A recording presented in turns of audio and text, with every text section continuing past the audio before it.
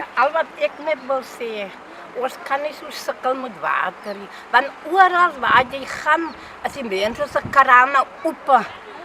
Die kraan is nooit toe nie, al is dit 'n bietjie water, maar die mense kry water. Maar ons moet soggens vroeg opstaan en moet ons kan vol water maak. En as ons nie vroeg opstaan nie, dan gaan daar ook niks water aan nie. En jy moet dit aan vanavond as mense kry, dan moet jy met water wees in die toilet en dan moet jy die watertjie so mooi gebruik, laat jy daar mense kom, dat jy met die toilet kan skoon wees. En dis mos nie reggie. Hy kan ons maar die water gee vir die mense en ons moet spaarsamig werk. Ons weet om spaarsamig te werk met die water saam.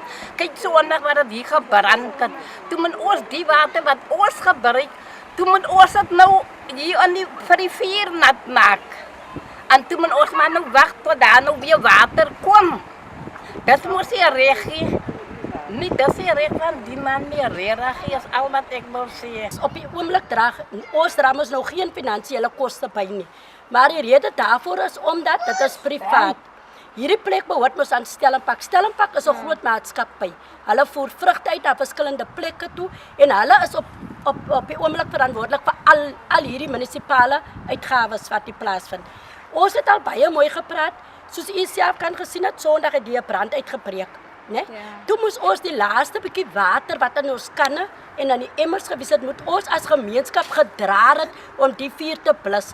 Want as ons dit gedoen het, sou die vuur na ons wonings toe versprei het.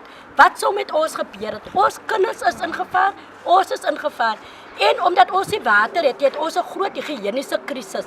Want u kan self dink, ons toilette ryk verskriklik. Ons kan nie ons wasgoed was nie. Wat van die kinders? Wat van die higiëniese toestande? Hierso is 2 treine in ons omgewing geïnstalleer in die mense se voor die mense se kombuisdeure. En daai treine, dis pompe wat met water werk.